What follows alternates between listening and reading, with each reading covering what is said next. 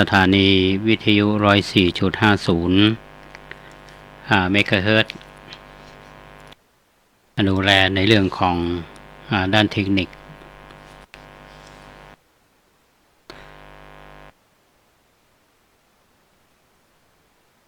ก็ทำให้มีรายการร่วมกันทั้งสองสถานีก็คือความร่วมมือกันแล้วก็อนุโมทนากับท่านผู้ฟังหลายท่านที่ติดตามรับฟังรายการก็สละเวลาโทรศัพท์มาแจ้งผลการรับฟังอันนี้เป็นสิ่งที่เราท่านทั้งหลายได้มีความสื่อสารสัมพันธ์กันอาตมาภาพก็มีความตั้งใจที่จะนำเสนอรายการก็คิดว่าน่าจะนำสาระซึ่งเป็นคำสอนในทางพระศาสนาและก็ประสบการณ์ในการไปดูงานก็ดีหรือว่าในกิจกรรมที่เป็นประโยชน์ก็ดีให้ท่านผู้ฟังได้รับฟังกันเมื่อตะวานี้อาตมาภาพได้นำเสนอพุทธภาษิตท่านทั้งหลายรับฟังกันวันนี้ก็จะมีพุทธภาษิตที่มีมาในคุตทกนิกายธรรมปัฏฐกถาที่ว่าอัตตาหิอัตโนนาโถโกหินาโถปะโรสียาอัตนาหิสุทันเตนะนาถังลัพพติทุลพังแปลว่าตนแลเป็นที่พึ่งของตนคนอื่นใครเล่าจะเป็นที่พึ่งได้ก็บุคคลผู้มีตนฝึกฝนดีแล้วย่อมได้ที่พึ่งได้ยากในพุทธธรรมภาษิตนี้ท่านผู้ฟังจะเห็นได้ว่าพระพุทธองค์เนี่ยก็พยายามสอนให้คนเฮาเนี่ยเป็นคนที่เปิ้งตัวเก่าคือยืนด้วยลำแข้งของตัวเก่าและมีความเชื่อมั่นในตัวเองส่วนคนอื่นนั้นถ้าว่าเอาไปหวังเปิ้งปั่นโดยที่เราบ่เปิ้งตัวเก่าเนี่ยมันก็เป็นการเปิ้งที่บ่ยั่งยืนนะอันนี้เปิ้นสอนให้มีความเชื่อมั่นในตนเองฉะนั้นคนที่มีการฝึกฝนดีแล้วยอมได้ที่พึ่งที่ได้ยากนั่นก็หมายความว่าคนเฮานั้นจะต้องมีความอดทนมีความขยันแล้วก็พยายามที่จะฝึกฝนตนเองเนี่ยให้ดีที่สุดเมื่อเฮาฝึกฝนตนเองให้มีความกล้าแกร่งมีความเชื่อมั่นในตัวเองสูงก็ถือว่าเป็นที่พึ่งของตัวเองได้อย่างหันในยุคปัจจุบันเนี่ยเขาก็วางเปิ้งคนอื่นอย่างที่กำเมืองเขาว่าเปิ้งปี้ก็เจ็บต้องเปิ้งน้องก็เจ็บใจก็คือเอาไปหวังเปิ้งเปิ้นนักลำไปเอาบ่เปิ้งตัวเก่าเพราะฉะนั้นพุทธภาษิตนี้เป็นพระดำรัสที่องค์สมเด็จพระสัมมาสัมพุทธเจ้าท่านได้ประทานให้กับหมู่เฮาในฐานะที่เป็นพุทธศาสนิกชนเนี่ยได้น้อมนำมาพินิจพิจารณาก็นำมาฝากท่านทั้งหลายในค่ำวันนี้เมื่อตะวันมาภาพได้นำเรื่องการไปศึกษาดูงานที่จังหวัดกาญจนบุรีโดยเฉพาะได้เล่าเรื่องที่อำเภอสังขละไปศึกษาดูงานที่บ้านวังกะไปดูวิถีชีวิตประเพณีและวัฒนธรรมของชุมชนมอญซึ่งเป็นกลุ่มชุมชน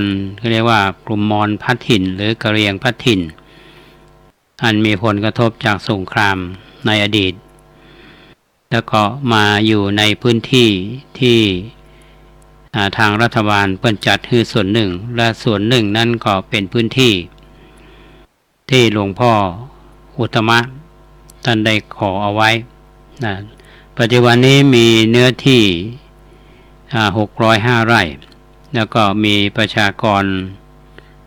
1,200 ครัวเรือนอยู่อาศัยอยู่ก็ทำให้หมู่คณะทำงานเฮานี้ได้รับประสบการณ์ในการดูงานนี้นะก็หันความดีงามของพี่น้องชาวมอญที่รักษาเอาไว้โดยเฉพาะเรื่องของการทำบุญตักบาตรแล้วก็มีการแต่งเนื้อแต่งตัวซึ่งเป็นที่รักษาไว้ด้วยดีนี่ขอเล่าให้ท่านผู้ฟังได้ฟังไปละและแถมชุดหนึ่งที่หลังจากที่เราดูงานที่อำเภอสังขละเรียบร้อยแล้วเนี่ยเราก็ปิกมาก็มาที่กรุงเทพที่กรุงเทพนั้นคณะเราก็ไปศึกษาดูงานที่นิทรรศรัตนโกสินทร์ถ้าอู้อย่างนี้แล้วก็คือบางท่านอาจจะนึกบ่ออกนะถ้าเราบอกว่าตรงพระพรามหาเจษฎาบดินทร์ถ้าบอกอีกก็ยังอาจจะไม่รู้จักเตือเดินที่เราหันตรงป้อมพระการแล้วก็มองตรงไปนี่จะหันศาลาพระพามหาเจษฎาบดินทร์ในเบื้องหลังนั้นก็จะมีโลหะปราสาทถัดจากนั้นไปนี้จะมีแกว่านิทรรศรัตนโกสินทร์ก็อยู่ถนนราชดำเนินกลางทางคณะของเราซึ่งมีท่านนายกธัญศักดิ์แสงสีจันทร์ท่านรองนายกทั้งสองท่านพร้อมกับกรรมการสภาวัฒนธรรมเทศบาลตำบลสุเทพเราเนี่ยพร้อมกับศูนย์คณะครูจากศูนย์เด็กเล็กก็เข้าไปดูนิทรรศการก็เป็นสถานที่หนึ่งที่เรียกว่าควรที่จะไปศึกษาดูงานจากแหล่งเรียนรู้แห่งนี้นะซึ่งมีประโยชน์ที่จะทำให้เราท่านทั้งหลายเนี่ยได้ไปดูไปย้อนดูว่าในเกาะรัตนโกสินทร์เนี่ยคือเรื่องราวทั้งหมดเนี่ยจะรวมอยู่ที่นี่นะตั้งแต่ความเป็นรัตนโกสินทร์ตั้งแต่เริ่มการสร้างกรุงรัตนโกสินทร์แต่ละราชการนั้นก็มีพระราชประเพณีอย่างดีงามหลายอย่างและชุมชนอย่างต่างๆเนี่ยครับซึ่งก็เป็นสถานที่ที่ควรจะไปศึกษาและรู้งานก็มีกลุ่มของนักเรียนจากโรงเรียนต่างๆนี่ก็มาดูงานพี่น้องประชาชนจากภูมิภาคต่างๆก็มาดูงานเยอะนะครับซึ่งทุกท่านไปดูที่นี้ก็มีความประทับใจนะครับก็คิดว่าในโอกาสต่อไปท่านที่ว่าได้มีโอกาสไปเยี่ยมไปเยือนไปศึกษานี้ก็จะเป็นสถานที่แห่งหนึ่งที่เราจะเหมือนการปลูกจิตสำนึกของเราเนี่ยคือฮักประเทศชาติในศาสนาและพระมหากษัตริย์อันนี้ก็อาตมาก็คงมองลงรายละเอียดนะมีสิ่งหนึ่งนั่นที่จะนำมาเล่าสู่ท่านทั้งหลายฟังเนี่ยนะโดยเฉพาะเรื่องของโลหะปราสาท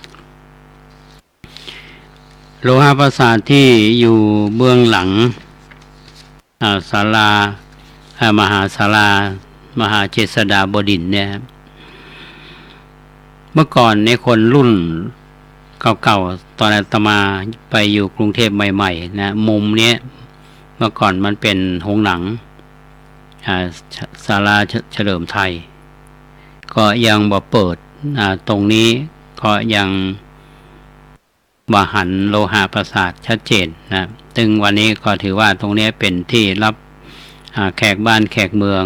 นะซึ่งก็อยู่ในความดูแลของกรุงเทพมหานคร พี่น้องศรัทธาสาธุชนท่านผู้ฟังทุกท่านโลหะปราสาทเนี่ยมีการสร้างขึ้นมาในโลกนี้นะครับมีอยู่3 แห่งแห่งที่1เนี่ยในสมัยครั้งพุทธกาลอยู่ที่ประเทศอินเดียแห่งที่2เนี่ยที่เมืองอนุราธปุระประเทศศรีลังกาและแห่งที่3เนี่ยในประเทศไทยเราก็คือตรงวัดลาดนาดาอาตมาภาพได้ไปอ่านในหนังสือเวลาเราแปลธรรมบทเนี่ยนะจะมีเรื่องเกี่ยวกับเรื่องมหาลดาปราสาทซึ่งเป็นเครื่องประดับของนางวิสาขานางวิสาขาเนี่ยก็เป็นผู้ที่มีความเลื่อมใสในทางพระพุทธศาสนากู้กับ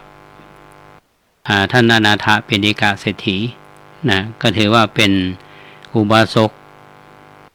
มหาอุบาสิกาเนาะนางวิสาขานี่มหาอุบาสิกา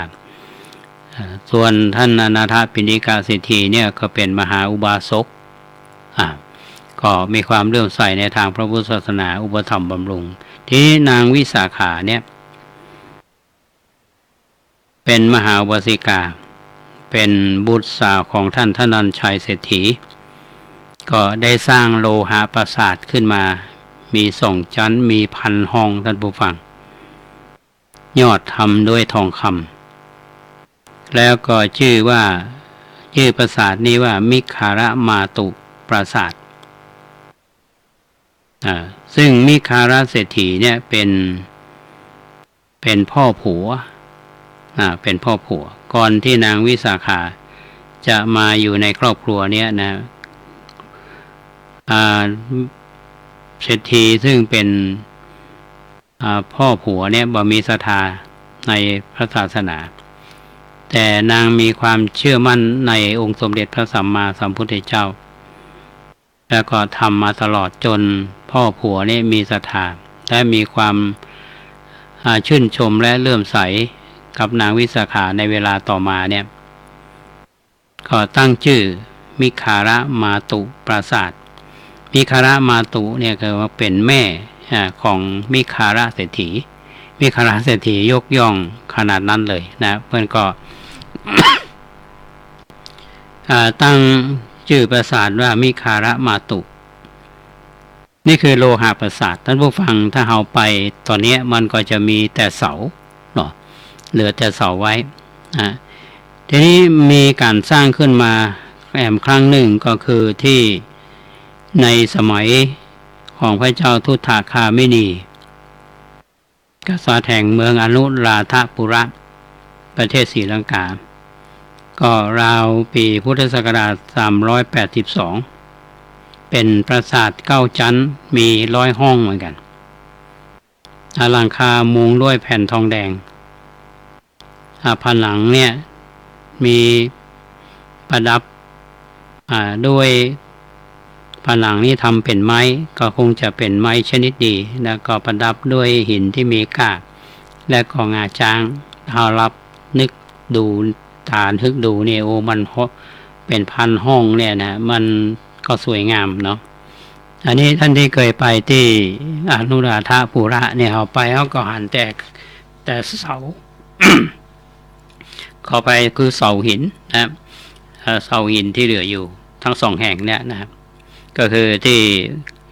ในประเทศอินเดียในสมัยครั้งพุทธกาลแล้วก็ที่เมืองอนุราธปุระนั่นคือมีการสร้างโลหะปราสาทมาแล้วคือเขาบอกว่ามันจะมีรูปร่างเป็นจะใดเอาว่าสามารถที่จะหันได้มีแต่จินตนาการนะว่า100 ห้องมันจะ1,000 ห้องจะสวยงามจะใดนะหรือจะมีลวดลายประการใดอันนั้นเราสามารถที่หันได้ที่ในอินเดียและก็ที่ศรีลังกาส่วนในประเทศไทยของเราเนี่ยท่านที่เคยไปที่กรุงเทพมหานครท่านนั่งรถผ่านตรงวัดลาดาเนี่ยท่านจะเห็นความงามของมหาลัตของ โลหะปราสาทที่อยู่ในประเทศไทยเฮานะครับโลหะปราสาทนี่มีการขึ้นทะเบียนในโบราณสถานสำคัญละเมื่อวันที่22พฤศจิกายน2492แล้วก็มีการสร้างขึ้นมาตั้งแต่ในปี2389ในสมัยรัชกาลที่3คือสมเด็จพระนางเกล้าเจ้าอยู่หัวถ้าเป็นครั้งแรกนะแล้วต่อมาเนี่ยก็มีการสร้างขึ้นแถมสร้างในสมัยรัชกาลที่3นี่ก็ยังเบอร์เสร็จดีแล้วก็มาสร้างในสมัยรัชกาลที่4บ้างนะแล้วก็ในสมัยรัชกาลที่5ก็มาตามลำดับนะใน2539นี่มีการบูรณะปฏิสังขรณ์โลหะปราสาท2551มีการบูรณะในช่วงแรกเนี่ยจะมีสีขาวต่อมาก็เป็นสีโลมดำต่อมา2558เนี่ยก็ปิดทองดังที่ท่านทั้งหลายไปกรุงเทพและจะหันว่าเป็นสีทองหมดเลยนะครับเขาอยู่ไกลเขาจะสังเกตว่ามันมี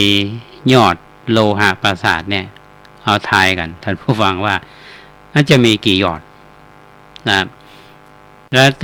ต่ยอดที่เป็นรวมมาเนี่ยมันมีความหมายว่าจะใดอันนี้เป็นเรื่องที่สำคัญมากเลยนะว่าคนในสมัยโบราณเนี่ยจะสร้างอย่างขึ้นมาเนี่ยเบิ้ลก็ต้องมีวิธีคิดแล้วก็แฝงไปด้วย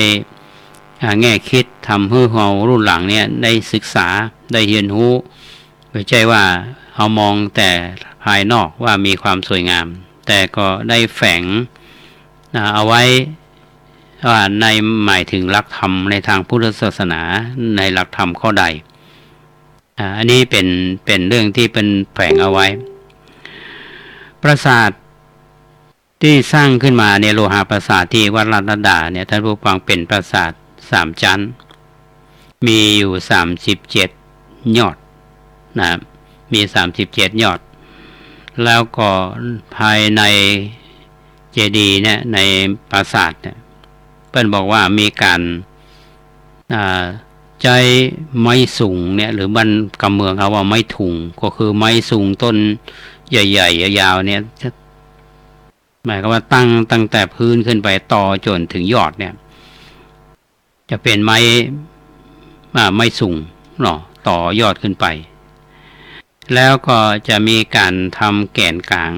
นั่นแหละไปทำเป็นแกนกลางแล้วก็ตอกลำด้วยไม้ก็คล้ายกับบันไดอ้อมขึ้นไปมีอยู่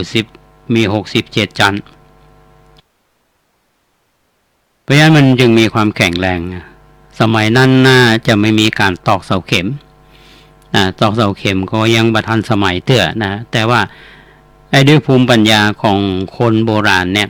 ไม้ก็มีอยู่เชื่อว่าไม้สักหรือไม้ที่นั่นคงหายากเนี่ยหาง่ายในสมัยนั้นเป็นเกิดถึงใจไม้สูงเป็นต้นเนี่ยทำให้แข็งแรงจนมาอยู่ถึงทุกวันนี้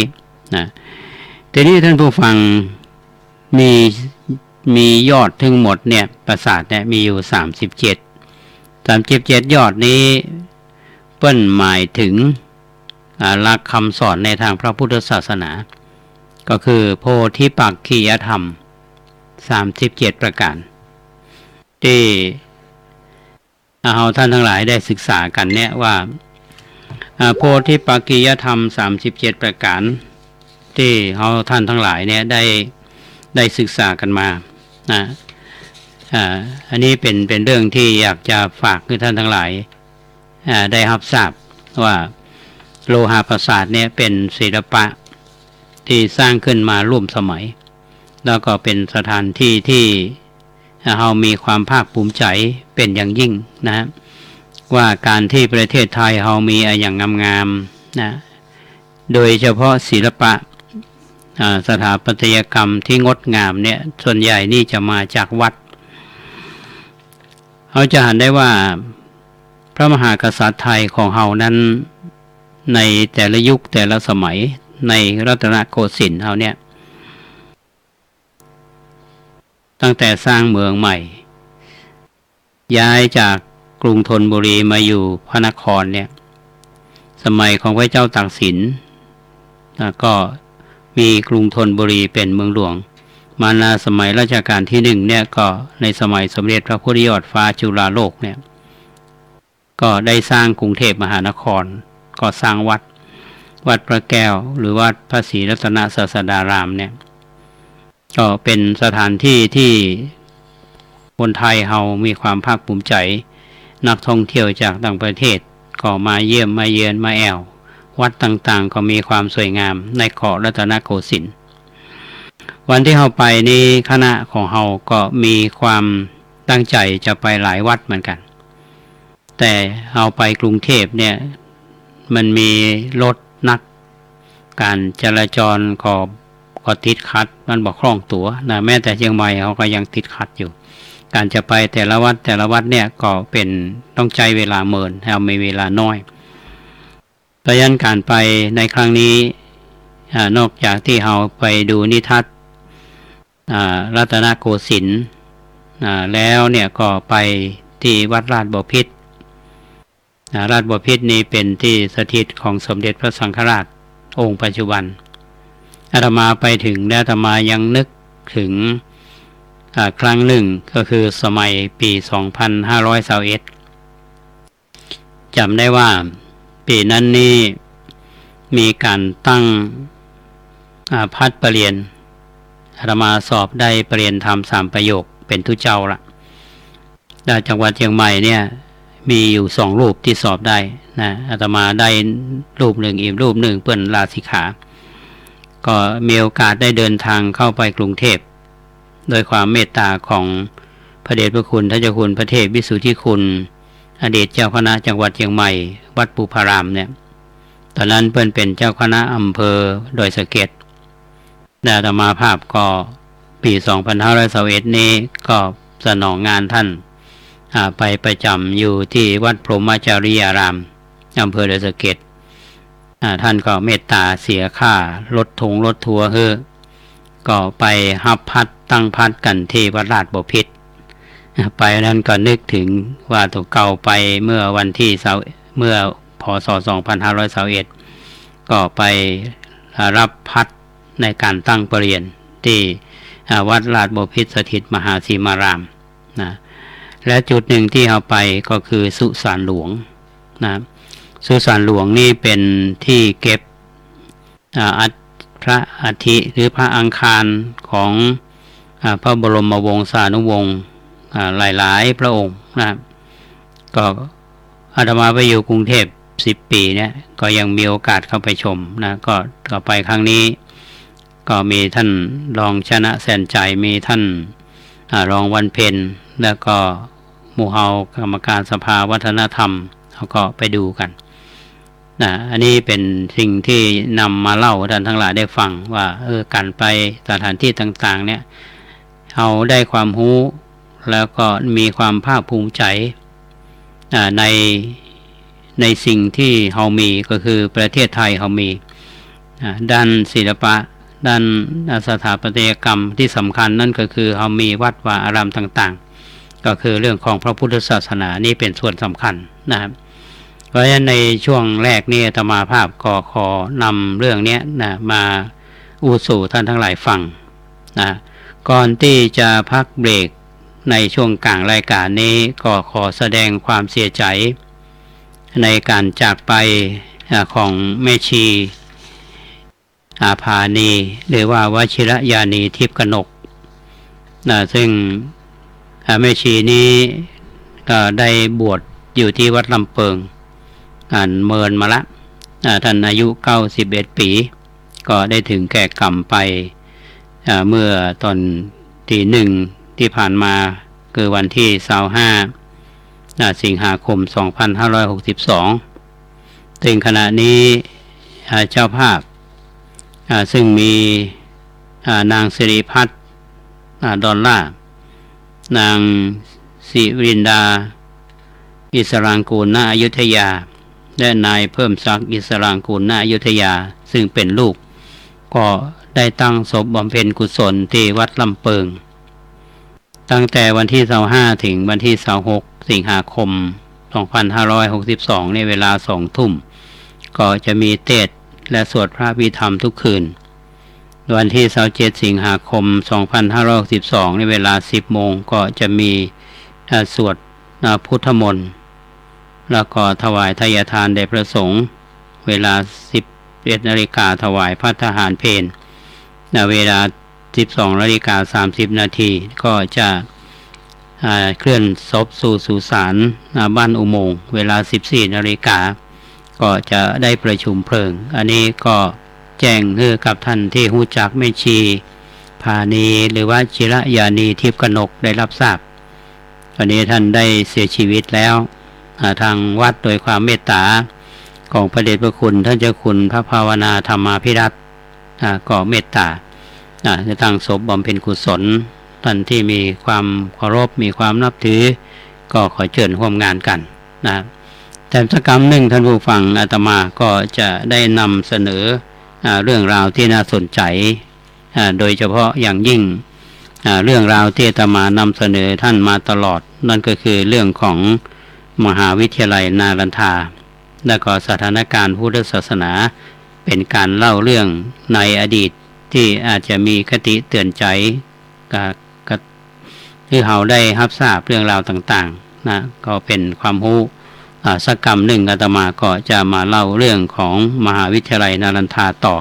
ช่วงนี้ขอพักฉันน้ำสักกำท่านผู้ฟังพี่น้องศรัทธาของวัดป่าแดงมหาวิหารทุกหลังคาเรือนญาติธรรมทางใกล้ทางไกลก็สามารถร่วมบุญในการปฏิสังขรณ์บันไดหน้าของวัดป่าแดงมหาวิหารตำบลสุเทพอำเภอเมืองเชียงใหม่จังหวัดเชียงใหม่ปัจจุบันก็มีอาจารย์ประครูโคสิทธิ์ปริยัตยาภรณ์เป็นเจ้าวาดวัดป่าแดงมหาวิหารเป็นเจ้าคณะตำบลสุเทพเขต 1พร้อมด้วยศรัทธาของวัดป่าแดงทุกหลังคาเรือนก็พร้อมใจกันร่วมกับคณะวิศวกรรมมช.นะครับที่จะสำรวจแล้วก็บูรณะปฏิสังขรณ์บันไดนาคซึ่งเป็นบันไดประวัติศาสตร์ของวัดป่าแดงมายาวนานสอบถามรายละเอียดร่วมทำบุญได้ที่อาจารย์พระครูโคสิทธิ์ปริยัตยาภรณ์0818815690เป็นน้องท่านสาธุชนท่านผู้ฟังทุกท่านในรอบที่2ก็นำเรื่องราวที่น่าสนใจมาเล่าสู่ท่านทั้งหลายได้ฟังกันดังที่ธรรมาภาพได้นำเสนอในเรื่องราวตามแนวที่ได้ปฏิบัติมาก็คือนำเรื่องราวต่างๆที่น่าสนใจโดยเฉพาะอย่างยิ่งเรื่องของมหาวิทยาลัยนารันทานะอาตมาก็ไปอ่านในหนังสือจาริกบุญจารึกธรรมของท่านพรหมคุณาภรณ์หรือปอ.ประยุทธ์โตที่รู้จักกันในนามปัจจุบันนี้ท่านเป็นสมเด็จพระราชาคณะสมเด็จพระพุทธโฆษาจารย์นะครับก็คิดว่าเป็นเรื่องที่มีประโยชน์ก็นำมาเล่าสู่ท่านทั้งหลายได้ฟังกันในครั้งที่แล้วเนี่ยอาตมาก็ได้เล่ามาถึงสถานการณ์ของพระพุทธศาสนาก็เท้าความเดิมนะว่าพุทธศาสนาในส่วนของเถรวาทเฮาก็มีความเจริญแล้วก็ต่อมาก็มีพุทธศาสนาในลัทธิของมหายานก็มีความเจริญแล้วก็มีการก็เรียกว่ามีการผสมผสานกันระหว่างศาสนาฮินดูนะก็จึงเกิดลัทธิอันใหม่ขึ้นมานะก็จึงมองมาออกนะในยุคของที่มีผู้นำของศาสนาฮินดูอย่างท่านสังฆราจารย์เนี่ยท่านได้เป็นผู้นำนะก็ส่วนพระเฮาที่เข้ามาศึกษาอยู่ในเมืองหลวงโดยเฉพาะในมหาวิทยาลัยนารันทาก็ได้รับการอุปถัมภ์จากฝ่ายพระมหากษัตริย์หรือฝ่ายของรัฐเนี่ยก็ตัวเจ้าเฮาก็ลืมมาเป็นแต่นักวิชาการแต่ว่าลืมในเรื่องของมวลชนแล้วก็ทำให้วัดต่างๆในชนบทนั้นมีความอ่อนแอมีความอ่อนแอก็จึงเป็นจุดอ่อนที่จะทำให้ศาสนาได้เสื่อมไปนะ อันนี้ก็เล่ามาถึงตรงนั้นนะเพราะฉะนั้นสถาบันโดยเฉพาะสถาบันทางการศึกษาของตอนแรกก็ศึกษาในด้านของพุทธศาสนากันจริงๆต่อมาก็จะมีการเรียนในวิชาอื่นๆในวิชาการทางโลกนะซึ่งมีการสอนในเรื่องของกฎหมายมีการสอนในเรื่องของดาราศาสตร์การแพทย์ก็หมายความว่าเป็นสถาบันทางการศึกษาแต่รัฐบาลก็จะต้องเข้ามาดูแลและควบคุมให้เป็นไปตามพันธกิจนั้นนะอันนี้จะมาเล่ามาถึงตรงนี้ทีนี้สมเด็จพระพุทธโฆษาจารย์เนี่ยท่านได้กล่าวถึงในหัวข้อที่ว่าอาวสานมาถึงเมื่อทัพมุสลิมเติกลงดาบสุดท้ายอันนี้ลองมาติดตามว่าเป็นจะไดในที่สุดเนี่ยพอผ่านพุทธศักราช 1,700 ท่านผู้ฟังก็อวสานก็มาถึงของกองทัพของมุสลิมเติร์กเนี่ยก็บุกเข้ามาในชมพูทวีปมาได้ประมาณ200 ปีก็ได้เข้ามาทางทิศตะวันตกเฉียงเหนือทางอัฟกานิสถานปากีสถานลบราฆ่าฟันทำสงครามชิงดินแดนกันเรื่อยมาจนถึงพศ 1749 ก็ชนะมาตลอดจนสุดแดนตะวันออกของอินเดียก็ได้ไปครอบครองตั้งแต่ปัญจาบจนถึงแคว้นพิหารกองทัพเติร์กเนี่ยได้ยาตาเข้าที่ไหนก็ทำลายที่หันทั้งฆ่าทั้งปล้นและบังคับให้เปลี่ยนศาสนาศูนย์กลางใหญ่ๆในโดยเฉพาะมหาวิทยาลัยพุทธศาสนาคู่แห่งมาว่าที่นาลันทาหรือที่วิกรมศิลาเป็นต้นถูกทำลายฆ่าทางประสงค์และก็เผาอาคารสถานที่มหาวิทยาลัยนาลันทาเนี่ยมีหอสมุดใหญ่ถึง3 อาคารหลังหนึ่งก็ชื่อว่ารัตนสาครสูง9 ชั้นมี2 หลังชื่อรัตโนทิศและก็รัตนราชกะตามประวัติก็ได้ถูกเผาแล้วก็ถูกเผาโดยพวกมุสลิมเติร์กก็คือพวกอื่นก็ถือว่าเป็นการทำลายครั้งยิ่งใหญ่การเผาหอสมุดเปิ้นว่าหลังหนึ่งนั้นนะกว่าจะไหม้อยู่เป็นเดือนนั่นผู้ฟังนักแสดงว่าใหญ่นะเป็นคลังแห่งความรู้ถ้าเอาไปในยุคของเฮาเนี่ยเอาไปก็เหมือนกับโปร่งสังเวชในมหาวิทยาลัยนาลันทาเนี่ยฮะทีนี้พอถูกทำลายไปทุกรูปแบบแล้วเนี่ยมหาวิทยาลัยนาลันทาเนี่ยก็สูญสิ้นไปพุทธศาสนาก็สิ้นไปพระที่ขนคัมภีร์หนีไปพ่องเอาไปได้พ่องเนาะบางทีก็หนีไปทางพม่าโดยทางเรือหนีไปทางบกไปทางเนปาลทิเบตพ่องก็ไปต่างๆกันแต่ที่น่าเศร้าใจก็มีพระอยู่กลุ่มหนึ่งนะท่านผู้ฟังก็คือพระที่อาศัยอยู่ในป่าก็ไม่ได้สนใจเหตุการณ์บ้านเมืองในโลกนี้จะเป็นจะใดท่านก็ไปปฏิบัติง่ายพระประเภทนี้ก็คือพระป่าวันดีคืนดีเนี่ยพระนี้ปฏิบัติอยู่ก็ปรากฏว่ามีทหารถืออาวุธมาขี่ม้าเข้ามาก็มาฟาดฟันไล่ฆ่าพระตุเจ้าเหล่านี้ถึงมรณภาพก็สิ้นชีวิตไป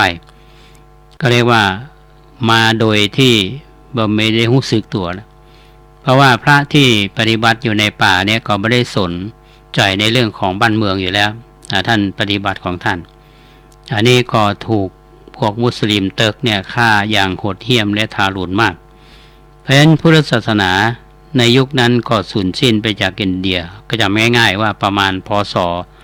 1,700คือก่อนที่กองทัพมุสลิมจะเข้ามาทำลายนั้นพุทธศาสนาก็อ่อนแอแล้วด้วยกันที่ว่ามีความเสื่อมโทรมในตัวเก่าแล้วก็ไปกลมกลืนกับศาสนาฮินดูการทำลายของกองทัพมุสลิมก็นับว่าเป็นการลงดาบ สุดท้ายสถานการณ์ตอนนั้นก็หมายความว่าพุทธศาสนาเฮานั้นถูกก็เรียกว่ากลืนเนาะตอนแรกนั้นเป็นเถรวาทมาเป็นมหายานก็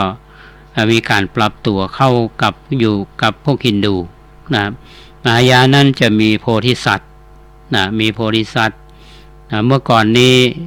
ของเฮานี่บ่มีนะบ่ได้พึ่งเหนือสิ่งเหนือธรรมชาติต่อมาก็ความเป็นพุทธศาสนานี้ก็ถูกกลืนเข้าไปอย่างน่าเสียดายก็ถูกกองทัพของมุสลิมก็ถือว่าสิ้นสุดครับนี่สมเด็จพุทธโฆษาจารย์เนี่ยท่านได้บอกว่าที่ได้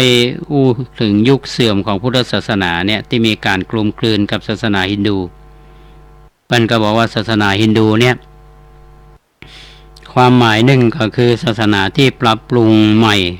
ก็หมายความว่าในยุคหลังเนี่ยเมื่อพราหมณ์ปรับปรุงตัวใหม่เนี่ยก็ห้องว่าศาสนาฮินดูเพื่อที่จะแยกขึ้นมีความแตกต่างศาสนาฮินดูนั้นมีคำสอนหลายส่วนที่ละไม้คล้ายคลึงกับพระพุทธศาสนาหรือว่าดึงไปจากพระพุทธศาสนาแม้แต่หลักอหิงสาที่คนฮินดูเนี่ยถือบ่กินเนื้อสัตว์ก็นับว่ามีอิทธิพลจากพุทธศาสนาศาสนาพราหมณ์นั้นเป็นศาสนาที่มีพิธีบูชายันเป็นหลักปฏิบัติที่สำคัญยิ่งก็เอาสัตว์ทั้งหลายเนี่ยมาฆ่าบูชายันเอาแปะ500ตัวเอาแกะ500ตัวงู500ตัวเอามาฆ่าเพื่อที่จะเอาอกเอาใจเทพเจ้าเมื่อทำถึงขนาดนี้ก็จะว่าบ่กินเนื้อสัตว์บ่เบียดเบียนได้จะได้ในสมัยครั้งพุทธกาลมีเรื่องในพระสูตรหลายแห่งกล่าวถึงที่พระพุทธเจ้าเสด็จไปที่ปุนพ่องที่นี่พ่องก็ปะกับกษัตริย์พ่องพราหมณ์ผู้ใหญ่พ่องที่มีการเตรียมประกอบพิธีมหาบูชายันเอาสัตว์ไปบูชายันอย่างละ500ตัวไปผูกมัดพระพุทธเจ้าท่านเสด็จไปก็สนทนาไต่ถามและตัดสอนทำให้เปลี่ยนความเชื่อเลิกบูชายันแล้วก็แก้มัดปล่อยพวกสัตว์เหล่านั้นไปและท่านผู้ฟังที่ศึกษาดูเรื่องของพระเจ้าปัสเถนทิโกศลที่โหราจารย์ทั้งหลายเนี่ยบอกว่าเพศภัยนี่จะเกิดขึ้นแก่พระองค์จึงมีความฝันนะที่พระนางมาริกาก็ได้ไปกราบทูลพระพุทธเจ้าพระพุทธเจ้าท่านก็ได้บอกว่าการที่จะมีเกิดเรื่องราวอย่างต่างๆเนี่ยความฝันที่ฝันเขาของพระเจ้าประเสริฐที่กุศลเนี่ยนะไม่ได้เกี่ยวข้องกับพระองค์ไม่ได้เป็นอันตรายไม่ต้องมาบูชายันแล้วก็ในที่สุดก็เลิกเนี่ยอันนี้เขาทั้งหลายคงจำได้ทีนี้ก็มาอู้ถึงว่าในสมัยหลังเนี่ยศาสนาฮินดูก็กลายเป็นศาสนาของคนที่ไม่ได้กินเนื้อสัตว์จึงเป็นความเปลี่ยนแปลงที่น่าสังเกตยิ่งนะเรื่องปราชญ์ของอินเดียก็ยอมรับกันดีว่าวิธีบูชายันนะที่ผ่อนเบาลงเนี่ยและการถืออหิงสาก็ได้รับอิทธิพลมาจากพระพุทธศาสนาจึงอาจจะเป็นไปได้ว่าฮินดูพยายามจะแข่งกับพุทธศาสนาโดยจะแสดงให้เห็นว่าพุทธศาสนาสอนรักการบ่เบียดเบียนนั้นพวกเขาก็ทำได้นะอันนี้เป็นเรื่องของประวัติศาสตร์ที่ผ่านมาแล้วนะทีนี้พุทธศาสนาได้หายไปจากอินเดียได้หมดไปก็ถือว่าสูญสิ้นก็เมื่อสิ้นไปแล้วทำไมต้องรื้อฟื้นขึ้นมาใหม่นะก็อย่างประเทศศรีลังกาเนี่ยประเทศศรีลังกาท่านที่ไปที่ธรรมเมกาสถูปสถานที่ที่ได้แสดงพระปฐมเทศนาเนี่ยท่านอนาคาริกซึ่งอนาคาริกธรรมปาระเนี่ยเป็นคนศรีลังกาท่านผู้ฟังก็ได้เข้ามาฟื้นฟูพุทธคยาโดยแล้วก็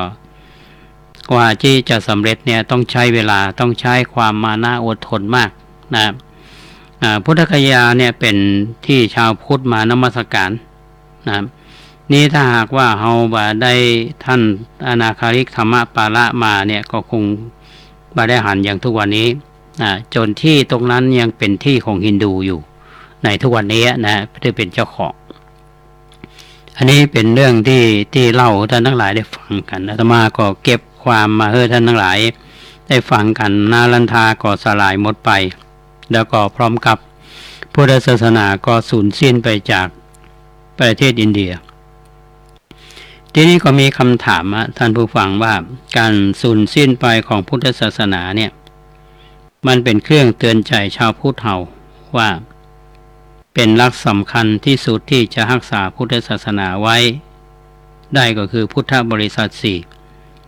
เพราะอย่างพระพุทธศาสนานี้จะอยู่ในมือของพุทธบริษัทสี่เวลาที่มีเหตุการณ์อย่างเกิดขึ้นเนี่ยในฐานะที่เราชาวพุทธเนี่ยเราอาจโยนกันไปโยนกันมาอาจจะว่าตัวเจ้าก็บอกคือโยมมาช่วยโยมก็บอกว่าเป็นเรื่องไม่ใช่เรื่องของโยมเป็นเรื่องของตัวเจ้าไอ้นั่นนี่ในความหมายตรงนี้เขาจะหันได้ว่าท่าทีต่อสถานการณ์ของพุทธศาสนาที่ถูกต้องที่สมเด็จท่านได้กล่าวเอาไว้เวลาเกิดเหตุการณ์ที่บดีขึ้นมาเนี่ยชาวพุทธก็จะมองไปแบบหนึ่งคือว่าจะมองว่าพุทธศาสนาเป็นสมบัติของชาวพุทธเป็นสมบัติของประเทศชาติของสังคมของเฮาพุทธศาสนานี่มีคุณประโยชน์ต่อประเทศชาติของเฮาคืออย่างแก่สังคมเฮานักทีเดียวนะอันนี้คือสิ่งที่ทำเพื่อสังคมเขามีวัฒนธรรมมีความเจริญรุ่งเรืองมีสันติสุขมาเมินอันนี้ถ้าพุทธศาสนาเฮาตกต่ำปัญหาเกิดขึ้นเนี่ยเจ้าชาวพุทธเฮาจะช่วยเหลือกันเขาก็ต้องช่วยพุทธศาสนาของเขาจะได้ดีอันนี้เป็นคำถามนะที่สมเด็จท่านได้อู้ต่อคณะที่ท่านไปในวันนั้นนะแล้วสมเด็จท่านก็ได้กล่าวต่อไปว่าพระพุทธเจ้าเนี่ยได้ตรัสหลักนี้ไว้แล้วในมหาปรินิพพานสูตรว่าพระองค์จะปรินิพพานต่อเมื่อพุทธบริษัทสี่บอกว่าจะเป็นภิกษุก็ตามภิกษุณีก็ตามอุบาสกก็ตามบาตีก็ตามที่ไม่ใช่เฉพาะพระสงฆ์เนี่ยเขาก็จะต้องมีคุณสมบัติ3ประการดังต่อไปนี้มีที่มาก็คือทีฆนิกายมหาวรรคท่านบอกว่าอย่างนั้นหนึ่งนี่ก็คือในด้านส่วนตัวท่านผู้ฟังก็แต่ละคนต้องมีความแกล้วกล้ามั่นใจในธรรมครบ2ขั้นตอนคือ1หูเข้าใจหลักธรรมคำสอนของพระพุทธเจ้าอันนี้ข้อที่1แล้วข้อที่2คือปฏิบัติตามหลักธรรมนั้นให้ถูกต้องอันนี้ในส่วนตัวนะหมายความว่าชาวพุทธเฮานี่จะต้องศึกษาหลักคำสอนของพระพุทธเจ้านี่เขาเข้าใจถ้าเข้าใจแล้วแนวปฏิบัติก็เป็นไปอันเดียวกันถ้าหากว่าเฮาบ่เข้าใจแนวปฏิบัติก็อาจจะเปลี่ยนแปลงไปแบบเหมือนบ่ถูกต้องลักษณะนั้นทีนี้ประการต่อมาคือเมื่อปฏิบัติตามหลักธรรมนั้นได้ถูกต้องแล้วเนี่ยมัน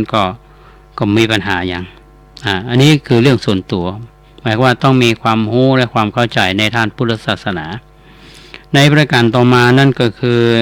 ประการที่2ก็คือความสัมพันธ์กับคนอื่นมีความรู้เพียงพอและมีเมตตาธรรมมีน้ำใจเพื่อแผ่และสามารถแนะนำสั่งสอนธรรมแก่คนอื่นได้ตัวเช่นว่าเป็นคุณพ่อคุณแม่ก็เอาธรรมไปสั่งสอนลูกอบรมลูกเป็นครูบาอาจารย์ก็สั่งสอนลูกศิษย์เป็นเพื่อนก็แนะนำแก่เพื่อนเป็นผู้ใหญ่ก็แนะนำแก่ผู้น้อยผู้ใต้บังคับบัญชาเป็นต้นเป็นหน้าที่ที่ต่อสังคมและต่อพระพุทธศาสนาก็เป็นว่าคุณสมบัติ2ประการนี้คือทำหน้าที่ต่อผู้อื่นโดยความมีน้ำใจและก็สามารถที่จะแนะนำให้ความรู้การที่เป็นธรรมแก่บุคคลเหล่านั้นประการที่3ก็คือในแง่ของหลักการคือสามารถรักษาหลักการของพระพุทธศาสนาไว้เมื่อมีภัยมาอู้จาผิดพลาดปฏิบัติผิดพลาดเกี่ยวกับพุทธศาสนาก็มีบางทีก็มีวาทะร้ายกล่าวร้ายต่อพระพุทธศาสนาก็ทำให้พระธรรมวินัยคลาดเคลื่อนก็ต้องสามารถที่จะชี้แจงแก้ไขได้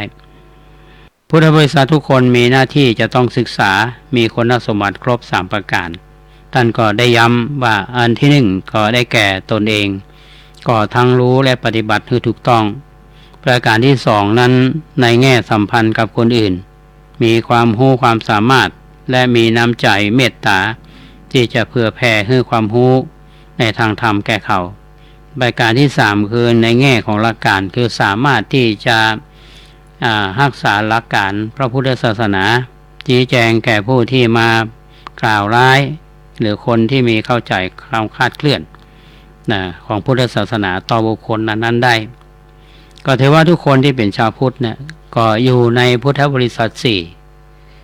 เป็นอุบาสิกาเป็นอุบาสกเป็นภิกษุณีเป็นภิกษุก็มีความสามารถเช่นเดียวกันอันนี้ท่านสมเด็จท่านว่าไว้อย่างนั้นนะฮะว่าก็เป็นหน้าที่ของทุกคนและท่านก็ได้กล่าวต่อไปว่าจากที่นารันทาเราจะเห็นได้ว่าความเสื่อมนี้ได้เข้ามาถึงตัวแกนกลางก็คือศูนย์กลางของพระพุทธศาสนาประสงค์เนี่ยบ่มั่นคงในหลักการของตนเองจนกระทั่งเข้าไปกลมกลืนกับลัทธิอื่นจึงทำให้พุทธศาสนาเสื่อมลงจนสูญสิ้นการที่พุทธศาสนาเสื่อมไปจากประเทศอินเดียถ้าจะมองปัจจัยหลายด้านแม้ว่าเหตุสำคัญที่เป็นตัวตัดสินสุดท้ายก็คือสงครามที่เกิดขึ้นการทำลายของมุสลิมเติร์กก็ดีแต่ก่อนหน้านั้นก็มีการผูกกร่อนความโทรมของพุทธศาสนาการเข้าไปกลมกลืนกับฮินดูก็เกิดความวิปลาสคลาดเคลื่อนในวัดปฏิบัตินี่เป็นปัจจัยสำคัญท่านผู้ฟังสมเด็จท่านก็ได้กล่าวต่อไปว่าความสัมพันธ์ระหว่างชาวพุทธเราเนี่ยเป็นข้อสำคัญมากพุทธบริษัทสี่นี้บ่มีความสัมพันธ์รับผิดชอบต่อกันบ่ร่วมมือกันเท่าที่ควรพระก็บ่ทำหน้าที่ด้วยดีต่อประชาชนชาวบ้านก็เอาพระพุทธศาสนามาไปฝากเงื่อกับพระฝ่ายเดียวเป็นต้นจนในที่สุดก็ศาสนาก็เสื่อมสูญไปแล้วท่านก็กล่าวต่อไปว่าวันนี้เอามาในสถานที่นี้คือมหาวิทยาลัยนารันทาก็เท่ากับว่าเอามาดูสิ่งที่เป็นอนุสรณ์ซึ่งหมายความว่าเป็นเครื่องเตือนใจให้ระนึกถึงด้านหนึ่งก็คือความรุ่งเรืองความยิ่งใหญ่ของพุทธศาสนาที่เกิดขึ้นโดยอาศัยการศึกษาในมหาวิทยาลัยนารันทานี้เป็นปัจจัยและพร้อมกันนั้นแถมด้านหนึ่งก็คือความเป็นมาทั้งเสื่อมและความเจริญทำให้รู้ว่าเจริญขึ้นจะใดแล้วก็เสื่อมไปจะใดเมื่อเข้าใจอย่างนี้แล้วเราจะได้ประโยชน์ได้สติปัญญาในการที่จะมารักษาพุทธศาสนาต่อไปคือเอาอดีตมาเป็นบทเรียนสิ่งที่เราศึกษาและได้เห็นที่นารันทาเนี่ยไม่ใช่แค่มาชื่นชมความเจริญและความยิ่งใหญ่ในอดีตว่านี่คือใหญ่ขนาดนี้แสดงว่าต้องเจริญมามากมายแล้วก็จบเท่านั้นแค่นี้พอต้องมองในแง่ว่าจะได้คติมาใช้ประโยชน์ในปัจจุบันจะได้นี่แหละเป็นบทเรียนสำคัญที่เราจะมาใช้ประโยชน์ในการรักษาพระพุทธศาสนาในขณะนี้ถ้าบ่สามารถโยงเข้ามาสู่ปัจจุบันได้ประโยชน์นั้นขอน้อยคุณค่าในการมาที่นี่ก็บ่ค่อยมีฉะนั้นขอให้โยมได้ประโยชน์จากการที่อาตมาภาพเล่ามาให้ฟังเนี้ยสำหรับวันนี้เวลาจำกัดท่านพระมหาบุญธรรมท่านก็เตือนแล้วจึงขออนุโมทนาโยมแถมครั้งหนึ่งบัดนี้โยมมาถึงที่นี่แล้วและได้มาหันสิ่งที่เป็นอนุสรณ์เตือนใจมากมายถ้ามองในแง่ของความเจริญในอดีตโยมก็มีปิติมีความอิ่มใจถ้ามองในแง่ว่าความเจริญทั้งหมดไปแล้วเนี่ยเหลือแต่ซากโยมก็อาจจะสลดหดหูใจแต่ถ้าจะให้ได้ผลดีเนี่ยก็ให้ใจมากระตุ้นเร้าใจของหมู่เฮาว่าความเจริญอย่างนี้เคยมีมาในอดีตบัดนี้ความเจริญนั้นสูญไปแล้วเราจะต้องทำใหม่ให้ได้ในแง่ของความเสื่อมก็ทำลายไปก็มาเตือนใจว่าเราต้องได้บทเรียนที่เอามาให้เป็นประโยชน์บางป้องกันบ่ให้เกิดความเสื่อมอย่างนี้ ถ้าคิดอย่างนี้มองอย่างนี้เราก็จะได้ประโยชน์ทั้งสองประการแล้วเราก็มาช่วยกันทำนุบำรุงพระพุทธศาสนาให้เจริญรุ่งเรืองยิ่งขึ้นขอให้โยมทุกท่านมีกำลังกายกำลังใจกำลังปัญญาที่จะช่วยกันปฏิบัติบำเพ็ญเพื่อความงอกงามความเจริญความดีความประเสริฐของชีวิตและได้ช่วยกันดำรงรักษาพระพุทธศาสนาให้เจริญรุ่งเรืองมั่นคงเพื่อประโยชน์สุขแก่ประชาชนและชาวโลกตลอดไปชั่วกาลนานเทินอันนั้นเป็นการสรุปในการที่มาดูมหาวิทยาลัยนรันทาที่สมเด็จพระพุทธโฆษาจารย์ท่านได้กล่าวกับคณะได้ไปในครั้งนั้นซึ่งอาตมาภาพก็นำมาถ่ายทอดให้กับพี่น้องท่านผู้ฟังได้ฟังกันอย่างน้อยเรื่องราวเหล่านี้ถึงแม้ว่าท่านจะอุ้มมาเมินแล้วแต่ว่าสถานการณ์ของพระพุทธศาสนาที่หมู่เฮาท่านทั้งหลายกำลังประสบอยู่ณวันนี้เนี่ยก็ยังมีสัญญาณภัยอย่างหลายๆอย่างที่มีอยู่ก็อาจจะเป็นแง่คิดคติเตือนใจให้หมู่เฮาท่านทั้งหลายได้เป็นอย่างดีว่าในสถานการณ์อย่างนี้เฮาท่านทั้งหลายก็ควรที่จะให้ความสำคัญในเรื่องของพระพุทธศาสนานั่นก็คือเฮามาศึกษาในเรื่องคำสอนของศาสนาของเราถูกต้องประสงค์เราก็อยู่ในกรอบของพระธรรมวินัยค้นคว้าก็เป็นที่เปิ้งได้นะเพราะฉะนั้นเรื่องราวที่อาตมานำมาเล่าสู่ท่านทั้งหลายได้ฟังวันนี้ก็คงจะเป็นประโยชน์แก่ท่านผู้ฟังได้บานักก็น้อยเนาะอันนี้ก็ซึ่งเป็นสิ่งที่นำมาเล่าสู่ท่านทั้งหลายได้ฟังกันซึ่งในโอกาสต่อไปนั้นอาตมาก็จะนำเรื่องราวที่สมเด็จท่านไปในสถานที่ต่างๆที่ไปพิจารณาดูความเหมาะสมควรที่จะมาเล่าสู่ท่านทั้งหลายฟังก็จะเป็นความรู้กับท่านทั้งหลายที่บ่เคยไปอินเดียแต่ว่าฟังอาตมาถ่ายทอดอย่างน้อยก็เป็นจินตนาการบางครั้งอาตมาอาจจะเล่าประสบการณ์ที่มีอยู่ในประเทศอินเดียท่านทั้งหลายได้ฟังกันเป็นของแถมเพราะฉะนั้นในวันนี้อาตมาภาพนำเรื่องราวการไปศึกษาดูงานมาเล่าสู่ท่านทั้งหลายได้ฟังแล้วก็ได้นำเรื่องของมหาวิทยาลัยนารันทามาเล่าสู่ท่านทั้งหลายได้ฟังกันก็จะหันได้ว่าความเจริญก็คู่กับความเสื่อมดังเป็นเรื่องธรรมดาก็ควรเป็นแง่คิดแก่ท่านทั้งหลายได้เป็นอย่างดีในช่วงท้ายของรายการนี้อาตมาภาพก็ต้องขออนุโมทนาขอบคุณท่านพระครูสมุวิศวัตวรกิจโจและพี่น้องท่านผู้ฟังทุกท่านที่รับฟังรายการนี้วันนี้มีผู้ที่เข้ามาร่วมมาฟังกันหลายท่านก็มีศูนย์ประกากยวันก่อนนี้บอกว่าเพิ่นอยู่เมืองน้อย เหมือนถูกท่านปราตุชาติก็มีคนพัดณพัฒเนาะแล้วก็มีคุณหมอสุทธิสาโพธิสาแล้วก็มีคนจำนงจำนงนี่เป็นกระดูกคนบงกฎตอนนี้มหัวในใจอยู่กรุงเทพหรือว่าอยู่เชียงใหม่ละตอนนี้นะครับก็มีอยู่ไปวันนี่ก็หลังสถานีเขาเนี่ยแต่คุณโยมสุภาเย็นใจแม่บ้านของท่านวัฒนธรรมจังหวัดเชียงใหม่ก็เข้ามาดูก็ต้องขอบคุณทุกท่านที่ได้เข้ามาแล้วนอกจากนั้นก็มีท่านร้อยตรีพระดอนไม้ทองแม่หลวงพองใสเพลงมาวันแล้วก็คุณปนานวงเจริญวงวานแล้วก็คุณน้องภูหมอกนันทวัฒน์อาจารย์สุรพลดำริกูลคุณภักดีอวดสุขแล้วคุณสุวิทย์แล้วก็อาจารย์กัญจนิษฐา แล้วก็แถมหลายท่านที่เข้ามามีท่านอาจารย์พุทธทรัพย์อันนี้จากกรุงเทพมหานครอันนี้ต้องขออนุโมทนากับทุกท่านที่เข้ามาฟังรายการนี้นะครับ ก่อนที่จะจากไปสัก1 นาทีอันนี้เป็นข่าวประชาสัมพันธ์นะของเทศบาลตำบลสุเทพซึ่งในวันที่29 สิงหาคมที่จะถึงนี้ที่ศูนย์พัฒนาเด็กเล็กของเทศบาลตำบลสุเทพจะมีการเสวนาในหัวข้อเรื่องแนวทางขับเคลื่อนการอนุรักษ์สืบสานด้านการรักษาพยาบาลแบบพื้นบ้านโดยหมอวิชิตเกษรักษ์เป็นตัวแทนกลุ่มปราชญ์ชาวบ้าน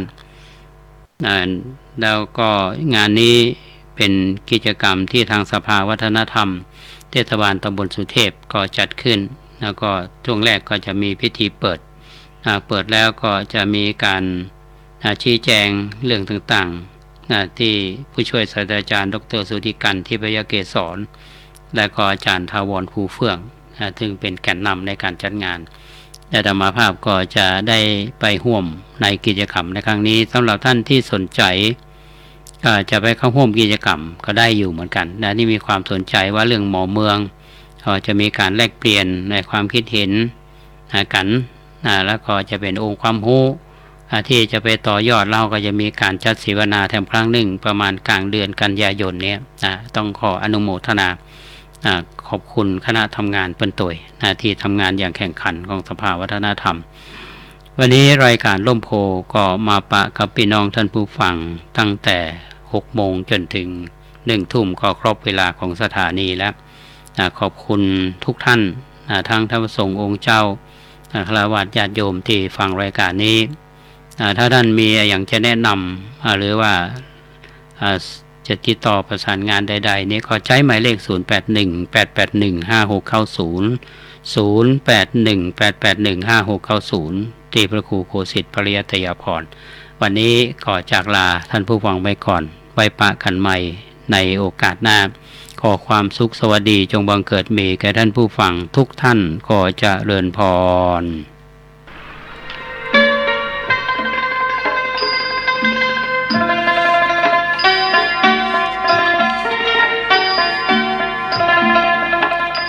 ที่ท่านได้รับฟังจบลงไปแล้วนั้นเป็นรายการร่มโพบรรยายโดยพระครูโคสิทธิ์ปริยัตยาภรณ์เจ้าคณะตำบลสุเทพเขต 1เจ้าอาวาสวัดป่าแดงมหาวิหารอำเภอเมืองจังหวัดเชียงใหม่ท่านจะติดตาม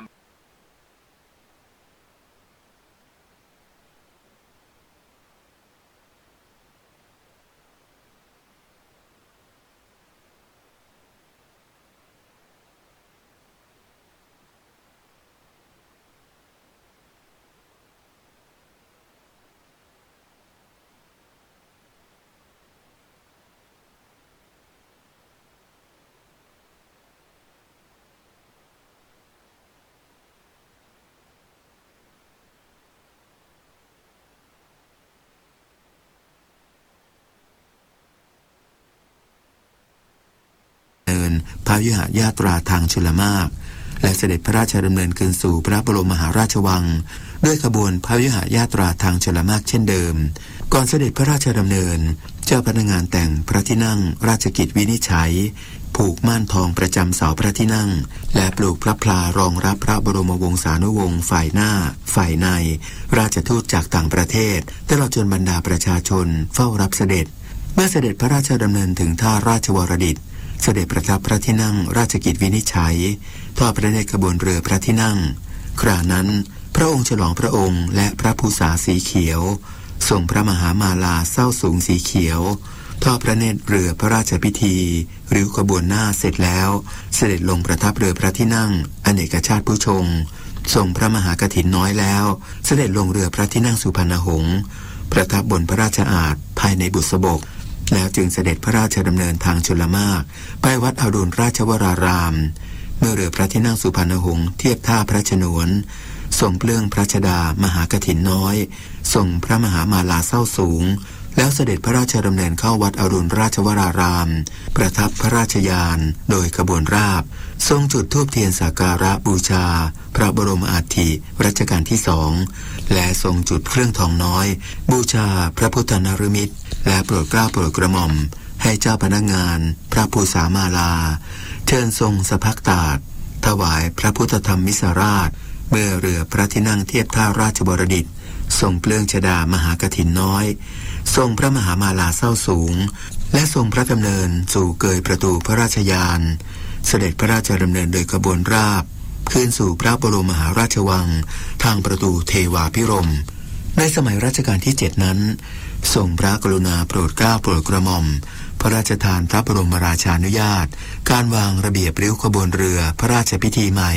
ตามแบบที่จอมพลเรือสมเด็จพระเจ้าบรมวงศ์เธอเจ้าฟ้ากรมพระนครสวรรค์วรพินิจเสนาบดีกระทรวงทหารเรือขณะนั้นได้ส่งค้นคว้าโดยจัดรูปขบวนเข้าหาจำนวนเรือที่มีอยู่เป็นสำคัญแต่ยังคงยึดหลักโบราณราชประเพณีมรดกศิลป์แผ่นดินไทยความภูมิใจแห่งแผ่นดิน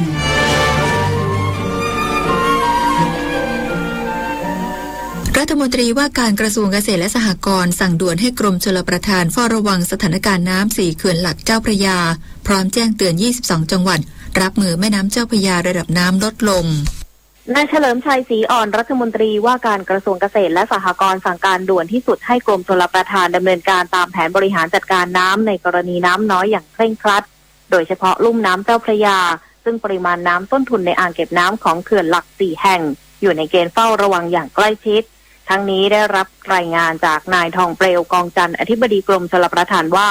ในวันพรุ่งนี้จะลดการระบายน้ำจากเขื่อนภูมิพลและเขื่อนสิริกิติ์ลงอีกจากปัจจุบันเขื่อนภูมิพลระบายวันละ7ล้านลูกบาศก์เมตรจะลดลงเหลือ 3.4 ล้านลูกบาศก์เมตรจากนั้นในวันที่2กันยายนจะลดลงอีกครั้งเหลือวันละ3ล้านลูกบาศก์เมตรส่วนเขื่อนสิริกิติ์ปัจจุบันระบายน้ำวันละ4ล้านลูกบาศก์เมตรเหลือ3ล้านลูกบาศก์เมตรต่อวันเขื่อนแควน้อยบำรุงแดนระบายน้ำวันละ 860,000 ลูกบาศก์เมตรเหลือวันละ 430,000 ลูกบาศก์เมตรส่วนเขื่อนป่าสักชลสิทธิ์โครงการระบายไว้ที่ 430,000 ลูกบาศก์เมตรต่อวันขณะที่ล่าสุดกรมชลประทานได้ทำหนังสือแจ้งเตือนไปยังผู้ว่าราชการจังหวัด22จังหวัดลุ่มน้ำเจ้าพระยาเพื่อแจ้งการปรับลดการระบายน้ำแล้วโดยเฉพาะเขื่อนภูมิพลและเขื่อนสิริกิติ์ซึ่งมีน้ำใช้การต่ำกว่า30%เพื่อให้หน่วยงานที่เกี่ยวข้องแจ้งเตือนประชาชนให้เฝ้าระวังผลกระทบที่อาจเกิดขึ้นเช่นผู้เลี้ยงปลาในกระชังแพสูบน้ำเป็นต้นพร้อมขอความร่วมมืองดทำนาปลังรอบ2นอกจากนี้สั่งการให้ทุกหน่วยงานสังกัดกระทรวงเกษตรประชาสัมพันธ์ให้เกษตรกรทราบว่าในหน้าแล้งนี้กรมชลประทานงดส่งน้ำเพื่อการทำนาปลังในพื้นที่ลุ่มน้ำเจ้าพระยาหากเกษตรกรยังฝืนปลูกแล้วได้รับความเสียหายจะไม่ได้รับการชดเชยใดๆทั้งสิ้นนฤนาถแข็งขันรายงานกรมป้องกันและบรรเทาสาธารณภัยรายงานเกิดน้ำท่วมขังน้ำไหลหลากและดินสไลด์ในพื้นที่6จังหวัดเร่งสำรวจความเสียหายและให้การช่วยเหลือโดยด่วนนายชยพลทิติศักดิ์อธิบดีกรมป้องกันและบรรเทาสาธารณภัยเปิดเผยว่าจากอิทธิพลลมมรสุมตะวันตกเฉียงใต้ที่พัดปกคลุมทะเลอันดามันภาคใต้และอ่าวไทยมีกำลังแรงตั้งแต่วันที่9สิงหาคมที่ผ่านมาจนถึงปัจจุบันส่งผลให้เกิดน้ำท่วมฉับพลันน้ำป่าไหลหลากดินสไลด์และวาตภัยในพื้นที่21จังหวัดได้แก่สตูลตราดปัตตานีกาญจนบุรีอุดรธานีตรังนครนายกแม่ฮ่องสอนแพร่ระนองอุบลราชธานีหนองคายน่านเชียงใหม่บึงกาฬเชียงรายสกลนครนครพนมพะเยาอุตรดิตถ์และมุกดาหารยังคงมีสถานการณ์ใน6จังหวัดได้แก่เชียงรายสกลนครนครพนมพะเยาอุตรดิตถ์และมุกดาหารปัจจุบันระดับน้ำลดลงทั้งนี้ปภ.ได้ร่วมกับจังหวัดหน่วยทหารและหน่วยงานที่เกี่ยวข้องเร่งให้การช่วยเหลือผู้ประสบภัยในเบื้องต้นพร้อมจัดเจ้าหน้าที่สำรวจและจัดทำบัญชีความเสียหายเพื่อช่วยเหลือตามระเบียบกระทรวงการคลังต่อไป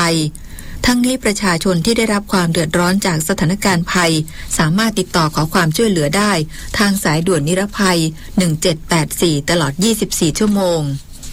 ผู้ว่าราชการจังหวัดเชียงใหม่แจ้งเตือนประชาชนในพื้นที่เสี่ยงภัยให้ระวังอันตรายจากฝนตกหนักฝนตกสะสมในพื้นที่อาจได้รับผลกระทบจากน้ำท่วมฉับพลันน้ำป่าไหลหลากให้ติดตามข่าวสารและสภาวะอากาศอย่างใกล้ชิด นายสุภชัยอิ่มสุวรรณผู้ว่าราชการจังหวัดเชียงใหม่แจ้งเตือนประชาชนในพื้นที่จังหวัดเชียงใหม่โดยเฉพาะพื้นที่เสี่ยงภัยให้เฝ้าระวังและติดตามสภาวะอากาศข่าวสารจากทางราชการอย่างใกล้ชิดเนื่องจากในระยะ 2-3 วันนี้บริเวณภาคเหนือมีฝนตกต่อเนื่องและกรมทรัพยากรธรณีได้ประกาศแจ้งเตือนให้เฝ้าระวังภัยน้ำป่าไหลหลากและดินถล่มเนื่องจากร่องมรสุมจะพาดผ่านภาคเหนือทำให้ประเทศไทยตอนบนมีฝนตกต่อเนื่องและฝนตกหนักบางพื้นที่บริเวณพื้นที่ลาดเชิงเขา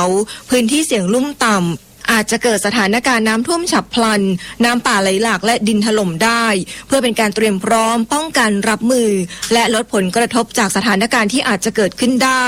ขอให้พี่น้องประชาชนติดตามสภาวะอากาศและข่าวสารจากทางราชการอย่างใกล้ชิดทั้งนี้จังหวัดเชียงใหม่ได้แจ้งให้นายอำเภอทุกแห่งหน่วยงานที่เกี่ยวข้องเตรียมพร้อมรับมือสถานการณ์ที่อาจจะเกิดขึ้นเตรียมความพร้อมของกำลังพลเครื่องจักรกลสาธารณภัยวัสดุอุปกรณ์ชุดเคลื่อนที่เร็วและแผนปฏิบัติการเผชิญเหตุให้พร้อมปฏิบัติงานอำนวยความสะดวกและให้ความช่วยเหลือประชาชนที่ประสบภัยตลอด 24 ชั่วโมงหากเกิดสถานการณ์อุทกภัยในพื้นที่ให้ดำเนินการเข้าช่วยเหลือผู้ประสบภัยอย่างทันท่วงทีโดยจัดกำลังในรูปแบบทีมประชารัฐพิมลกันเดชาชัยทีมข่าวสวทเชียงใหม่รายงานผู้ว่าราชการจังหวัดแพร่พร้อมด้วยหน่วยงานที่เกี่ยวข้องลงพื้นที่สำรวจความเสียหายและเร่งแก้ไขปัญหาในพื้นที่ตำบลสะเอียบและตำบลตาปูนอำเภอ2หลังได้รับผลกระทบจากฝนตกหนักเบื้องต้นองค์กรปกครองส่วนท้องถิ่นได้ร่วมกับประชาชนจิตอาสาซ่อมแซมแก้ไขในเบื้องต้นแล้วนายพงษ์รัตน์พิรมรัตน์ผู้ว่าราชการจังหวัดแพร่พร้อมด้วยนายอำเภอ2ผู้อำนวยการแขวงทางหลวงชนบทแพร่หัวหน้าอุทยานแห่งชาติแม่ยมและหน่วยงานที่เกี่ยวข้องลงพื้นที่ติดตามการดำเนินงานแก้ไขปัญหาความเสียหายจากอุทกภัยเนื่องจากฝนที่ตกหนักในช่วงวันที่ 16-17 สิงหาคมที่ผ่านมาในพื้นที่ตำบลสะเอียบและตำบลเตาปูนอำเภอ2ได้รับความเสียหายถูกกระแสน้ำพัดตัวสะพานและระบบประปาขาดโดยในเบื้องต้นองค์กรปกครองส่วนท้องถิ่นกำนันผู้ใหญ่บ้านคณะกรรมการหมู่บ้านและประชาชนจิตอาสาได้ร่วมกันซ่อมแซมเป็นสะพานไม้ชั่วคราวเพื่อให้สามารถสัญจรไปมาได้แล้วด้านนายวัฒนาสาครหัวหน้าสำนักงานป้องกันและบรรเทาสาธารณภัยจังหวัดแพร่รายงานว่าจากฝนที่ตกหนักอีกครั้งในวันที่ 23 สิงหาคมที่ผ่านมาทำให้คันดินปากฝายห้วยฝางหมู่ที่ 4 ตำบลแม่หลายอำเภอเมืองแพร่ถูกน้ำเซาะขาดเป็นทางยาวประมาณ 5 เมตรทั้งนี้ผู้ว่าราชการจังหวัดแพร่ได้สั่งการให้นายอำเภอและองค์กรปกครองส่วนท้องถิ่นเร่งเข้าไปดำเนินการซ่อมแซมปรับปรุงแก้ไขปัญหาความเดือดร้อนให้กับประชาชนที่ได้รับผลกระทบจากอุทกภัยในเบื้องต้นโดยด่วนหากเกินกำลังความสามารถของท้องถิ่นให้ประสานมายังจังหวัดเพื่อจะได้นำหน่วยงานที่เกี่ยวข้องเข้าร่วมสนับสนุนช่วยเหลือต่อไปชาติชายคะมาทีมข่าวสวทแพร่รายงานผู้อำนวยการโครงการชลประทานสุรินทร์เปิดเผยจังหวัดสุรินทร์มีปริมาณน้ำเพิ่มขึ้นจากฝนตกต่อเนื่อง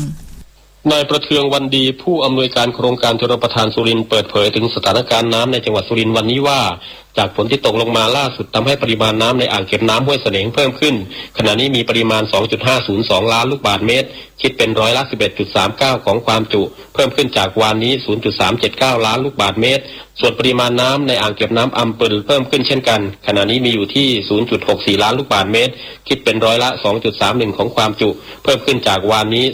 0.236 ล้านลูกบาศก์เมตรโดยปริมาณน้ำยังคงไหลเข้าอ่างเก็บน้ำทั้งสองอย่างต่อเนื่องสาเหตุจากมีฝนตกในพื้นที่รับน้ำของอ่างเก็บน้ำในเขตอำเภอพนมดงรักกาบเชิงสังขะลำดวนปราสาทและเมืองสุรินทร์ไหลมาเติมเต็มด้านนายไมตรีเขตตะผู้จัดการการประปาส่วนภูมิภาคสาขาสุรินทร์กล่าวว่าแม้ปริมาณน้ำจะเพิ่มขึ้นแต่ความขุ่นของน้ำก็เพิ่มขึ้นเช่นเดียวกันเช้านี้วัดได้822 NTU โดยจะประเมินสถานการณ์เพื่อเพิ่มกำลังการผลิตน้ำประปาต่อไปกฤษดาสุนทรสวทสุรินทร์รายงาน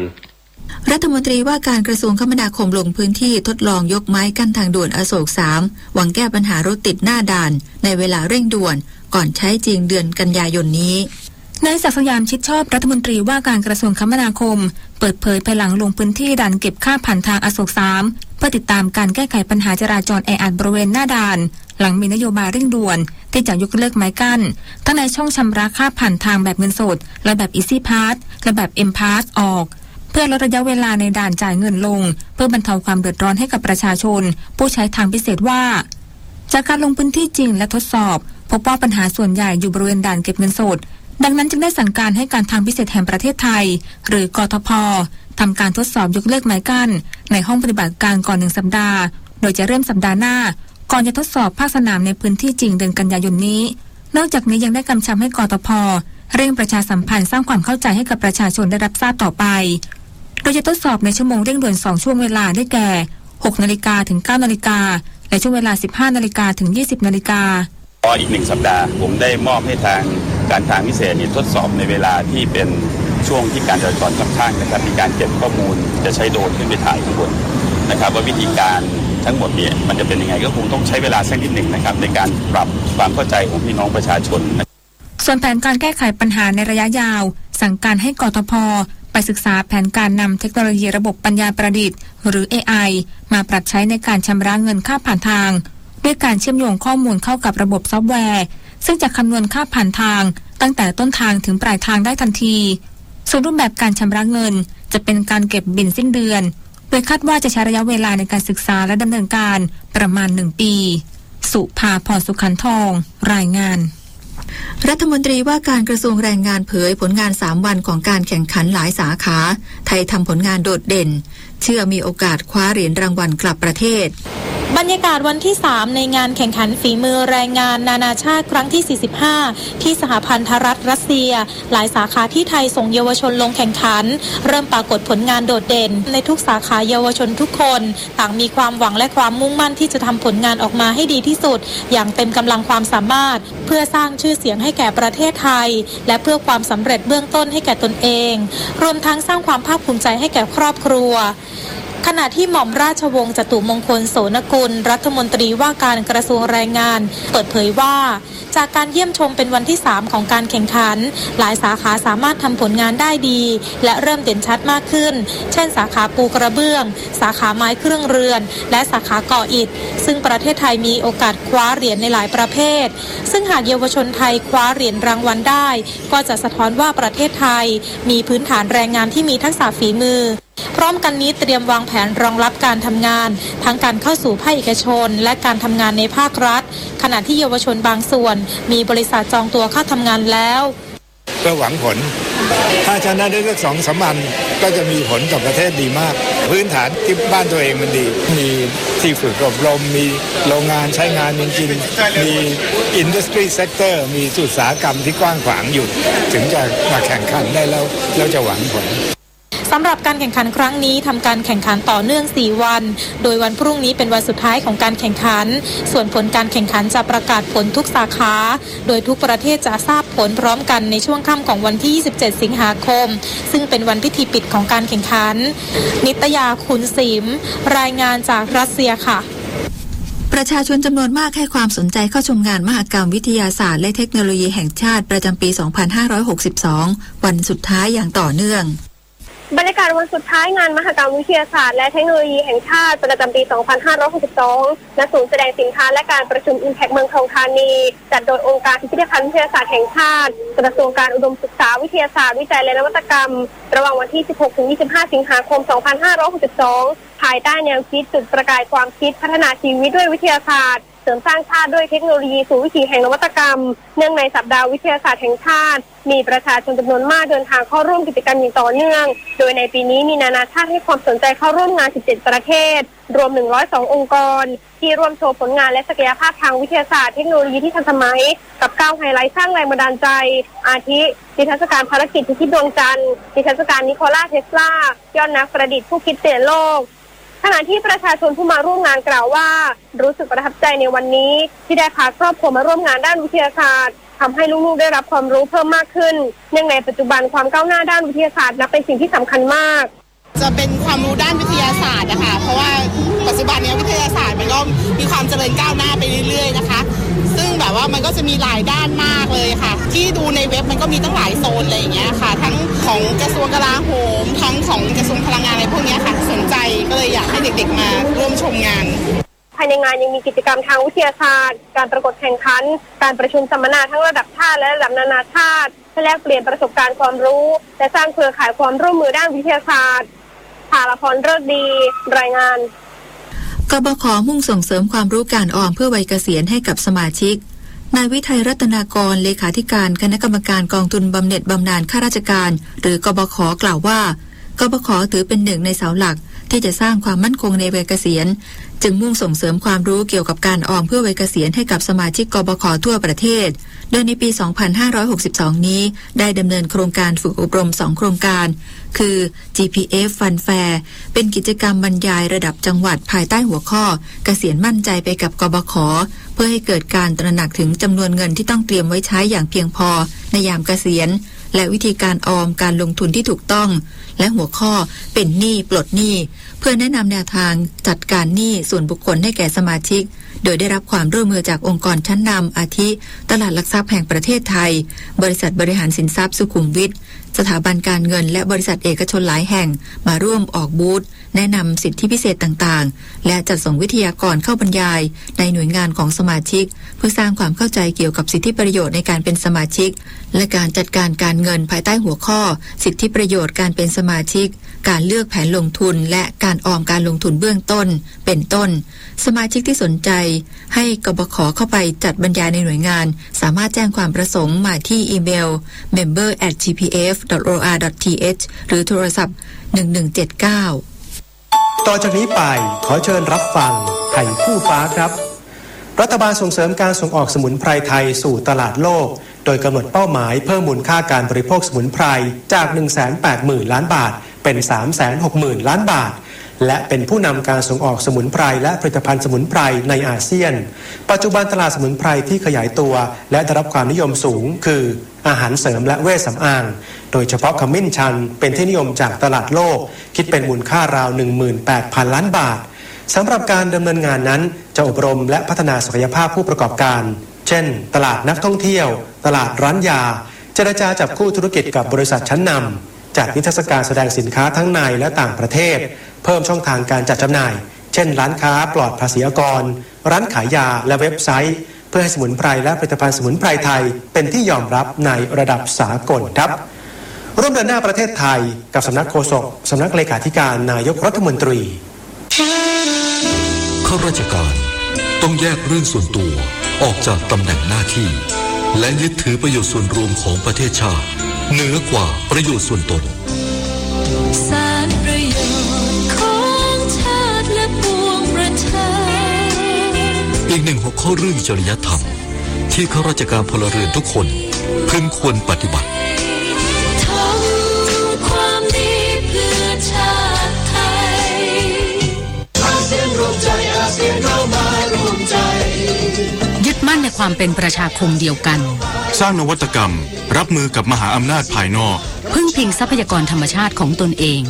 สามัคคีเพื่อเปลี่ยนแปลงและก้าวสู่เวทีโลกอย่างแข็งแกร่งมั่นคงมิตรภาพแห่งอาเซียนสร้างอาเซียนสู่ประชาคมแห่งโอกาสและความท้าทาย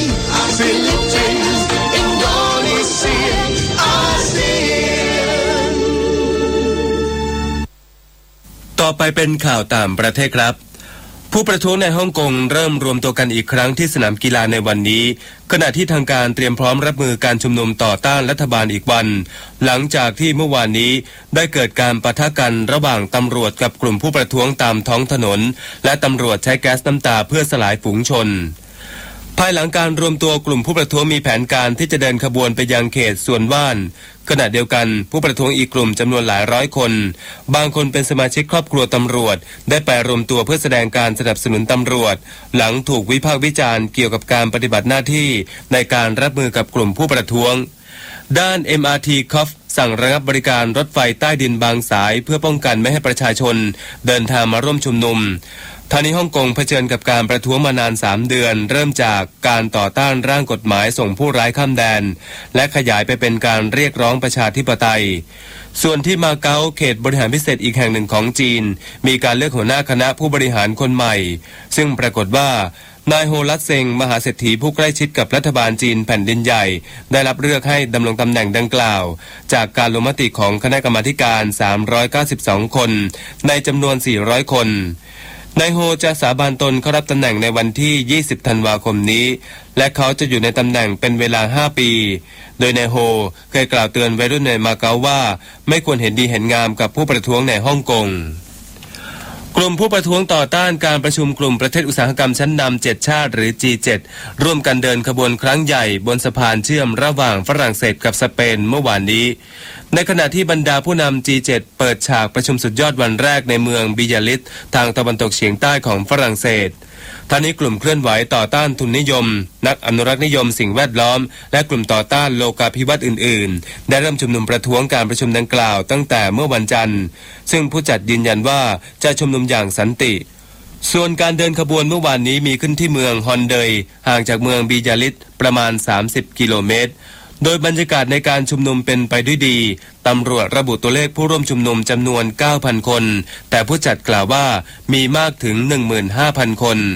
ขณะที่เมืองเบยอนห่างจากเมืองบิยาลิสสถานที่จัดการประชุม G7 ราว 8 กิโลเมตรมีรายงานตำรวจปราบจราจรยิงแก๊สน้ำตาและฉีดน้ำเข้าใส่กลุ่มผู้ประท้วงหลังฝ่าฝืนคำสั่งห้ามการชุมนุมในเมืองบิยาลิสและเมืองรอบๆสำหรับการประชุมสุดยอด G7 จะเสร็จสิ้นลงในวันนี้ต่อไปเป็นพยากรณ์อากาศครับกรมอุตุนิยมวิทยารายงานพยากรณ์อากาศทั่วไปพยากรณ์อากาศ24ชั่วโมงข้างหน้าบริเวณภาคเหนือภาคตะวันออกเฉียงเหนือภาคตะวันออกและภาคใต้ฝั่งตะวันตกมีฝนตกหนักบางแห่งขอให้ประชาชนบริเวณพื้นที่เสี่ยงภัยที่ราบเชิงเขาใกล้ทางน้ำไหลในภาคเหนือและภาคตะวันออกเฉียงเหนือระวังอันตรายจากฝนตกหนักและฝนที่ตกสะสมซึ่งอาจทำให้เกิดน้ำท่วมฉับพลันและน้ำป่าไหลหลากได้สำหรับทะเลอันดามันตอนบนมีคลื่นสูง 2-3 เมตรบริเวณที่มีฝนฟ้าคะนองคลื่นสูงมากกว่า3เมตรและอ่าวไทยตอนบนมีคลื่นสูงประมาณ2เมตรส่วนชาวเรือบริเวณทะเลอันดามันและอ่าวไทยตอนบนเดินเรือด้วยความระมัดระวังโดยหลีกเลี่ยงการเดินเรือบริเวณที่มีฝนฟ้าคะนองและเรือเล็กควรงดออกจากฝั่งในระยะนี้ไว้ด้วยอันหนึ่งพายุไปลู่ได้เคลื่อนขึ้นฝั่งที่เมืองเซี่ยเหมินประเทศจีนแล้วขอให้ผู้ที่จะเดินทางไปบริเวณดังกล่าวตรวจสอบสภาพอากาศก่อนออกเดินทางด้วยลักษณะสำคัญทางอุตุนิยมวิทยาร่องมรสุมพาดผ่านภาคเหนือและภาคตะวันออกเฉียงเหนือตอนบนเข้าสู่หย่อมความกดอากาศต่ำบริเวณประเทศลาวและเวียดนามประกอบกับมรสุมตะวันตกเฉียงใต้ที่พัดปกคลุมทะเลอันดามันประเทศไทยและอ่าวไทยตอนบนมีกำลังแรงขึ้นทำให้ประเทศไทยยังคงมีฝนตกต่อเนื่องและมีฝนตกหนักถึงหนักมากบางแห่ง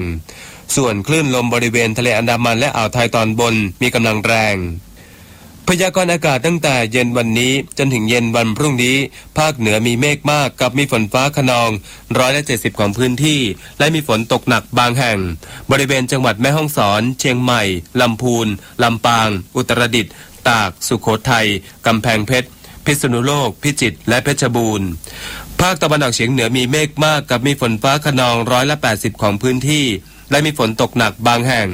บริเวณจังหวัดเลยอุดรธานีหนองบัวลำพูหนองคายบึงกาฬนครพนมสกลนครกาฬสินธุ์101มุกดาหารยโสธรอำนาจเจริญและอุบลราชธานีภาคกลางมีเมฆเป็นส่วนมากกับมีฝนฟ้าคะนอง160ของพื้นที่ส่วนมากบริเวณจังหวัดราชบุรีกาญจนบุรีอุทัยธานีนครสวรรค์ลพบุรีสระบุรีและพระนครศรีอยุธยาภาคตะวันออกมีเมฆเป็นส่วนมากกับมีฝนฟ้าคะนอง160ของพื้นที่และมีฝนตกหนักบางแห่งบริเวณจังหวัดนครนายกปราจีนบุรีระยองจันทบุรีและตราดลมตะวันตกเฉียงใต้ความเร็ว 20-35 กิโลเมตรต่อชั่วโมงทะเลมีคลื่นสูงประมาณ2เมตรบริเวณที่มีฝนฟ้าคะนองคลื่นสูงมากกว่า2เมตรภาคใต้ฝั่งตะวันออกมีเมฆเป็นส่วนมากกับมีฝนฟ้าคะนอง160ของพื้นที่ส่วนมากบริเวณจังหวัดชุมพรสุราษฎร์ธานีนครศรีธรรมราชพัทลุงสงขลาปัตตานียะลาและนราธิวาสลมตะวันตกเฉียงใต้ความเร็ว 15-35 กิโลเมตรต่อชั่วโมงทะเลมีคลื่นสูง 1-2 เมตรบริเวณที่มีฝนฟ้าคะนองคลื่นสูงประมาณ2เมตรภาคใต้ฝั่งตะวันตกมีเมฆมากกับมีฝนฟ้าคะนอง170ของพื้นที่และมีฝนตกหนักบางแห่งบริเวณจังหวัดระนองพังงาภูเก็ตกระบี่ตรังและสตูล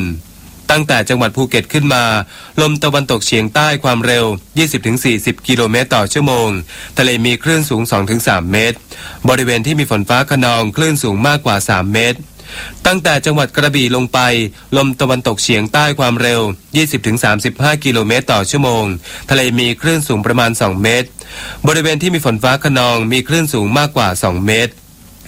กรุงเทพมหานครและปริมณฑลมีเมฆเป็นส่วนมากกับมีฝนฟ้าคะนอง160%ของพื้นที่สภาวะระดับน้ำในแม่น้ำเจ้าพระยาที่หน้ากองบัญชาการกองทัพเรือคำนวณโดยกรมอุทกศาสตร์กองทัพเรือวันพรุ่งนี้น้ำขึ้นเต็มที่เวลา 20:28 นาทีสูงกว่าระดับทะเลปานกลาง91เซนติเมตรน้ำลงเต็มที่เวลา 8:33 นาทีต่ำกว่าระดับทะเลปานกลาง53เซนติเมตรวันพรุ่งนี้ที่ผาชนะใดอำเภอโขงเจียมจังหวัดอุบลราชธานีดวงอาทิตย์ขึ้นเวลา 5:44 นาทีกรุงเทพมหานครดวงอาทิตย์ขึ้นเวลา 6:06 นาทีสารเคมี3ชนิดที่พี่น้องเกษตรกรต้องรู้คือพาราควอสและไกลโฟเสตอนุญาตให้ใช้กำจัดวัชพืชเฉพาะในแปลงอ้อยยางพาราปาล์มน้ำมันสำปะหลังข้าวโพดและไม้ผลคลาไพรีฟอสใช้กำจัดแมลงศัตรูพืชเฉพาะในแปลงไม้ดอกพืชไร่และกำจัดหนอนเจาะลำต้นในไม้ผลสารเคมีอาจไม่ใช่ผู้ร้ายเสมอไปหากใช้อย่างถูกวิธีตามคำแนะนำในฉลากสอบถามข้อมูลเพิ่มเติมได้จากสำนักงานเกษตรอำเภอใกล้บ้านท่านมาทำความรู้จักโครงการเมืองต้นแบบสามเหลี่ยมมั่นคงมั่งคั่งยั่งยืนที่จะทำให้อำเภอเบตงจังหวัดยะลากลายเป็นเมืองต้นแบบการพัฒนาที่พึ่งพาตนเองอย่างยั่งยืนอำเภอหนองจิกจังหวัดปัตตานีเป็นเมืองต้นแบบเทรานุเทระทุกรูปทุกท่านนะครับแล้วก็ขอเจริญพรศรัทธาสาธุชนทุกคนที่กำลังเปิดเครื่องรับฟังในขณะนี้นะครับหรือว่ากำลังพอ Facebook ไลฟ์เหมือนกันนะครับ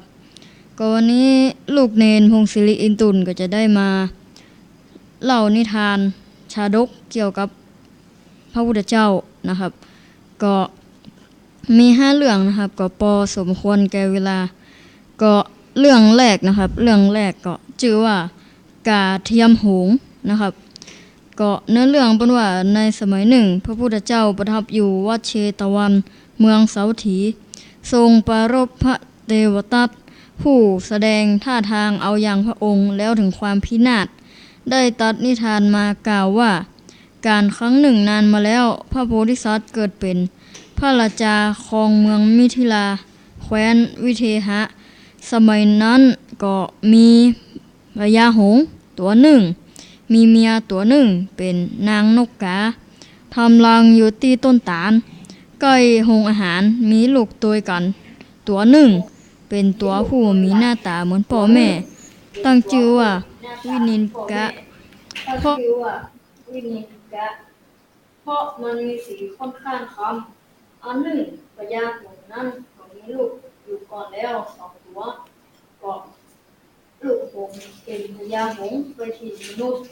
บ่อยนักจึงถามพ่อว่าอีหยังพญาหงส์จริงพ่อจะไปเยี่ยมน้องของเจ้าชื่อวินิกะตีเกิดจากนางนกกาเด้อลูกก็ถามว่าแล้วพวกเขาอยู่ที่ไหนพ่อก็ตอบว่าอยู่ยอดต้นตาลตรงปูนก็อันผมจะปาเขามานะครับพ่อก็ห้ามว่าจะไปเอามาถิ่นมนุษย์นั้นมันมีอันตรายรอบด้านพ่อก็จะปาเขามาเองลูกหงส์ทั้งสองก็บ่เชื่อคำพ่อก็ได้อาสานำนกวินิกะมาจึงพากันไปที่ต้นตาลนั้นคือนกวินิกะจับขอนไม้อันหนึ่งแล้วช่วยกันคาบปลายไม้คนละข้างบินผ่านเมืองมิถิลามาขณะนั้นพระราชาก็กำลังประทับบนราชรถเทียมม้าสีขาวปอด4ตัวทรงทำประทักษิณพระนครอยู่นกวินิกะเห็นเช่นนั้นแล้วก็นึกในใจว่าเฮาก็บ่ต่างจากพระราชาได้นั่งบนรถเทียมหงส์เลียบพระนครจึงอู้เปยๆออกมาว่ามาอาชนัยพาพระเจ้าวิเทหะผู้ครองเมืองมิถิลาเสด็จไปเมืองหงส์เหมือนหงส์2ตัวปาเฮาผู้จื่อว่าวินิกะไปแต่ลูกหงส์พอได้ยินคำนั้นก็โคตรแล้วก็ตั้งใจปล่อยให้มันตกลงไปเสียก็กลัวป่อตำนี้เอาจึงอดทนปามันไปให้ถึงหังแล้วเล่าให้ป่อฟังพญาหงส์ก็โกรธจึงว่าเจ้าวิเศษกว่าลูกเฮา เจ้าวิเศษกว่าลูกเฮากะจึงมาเปรียบเทียบลูกเฮาเหมือนม้าเทียมรถเจ้าก็บ่ฮู้จักประมาณในตัวเก่าที่นี่ก็บ่ใช่ที่อยู่ของเจ้าแล้วจงกลับไปหาแม่เจ้าแล้วก็กล่าว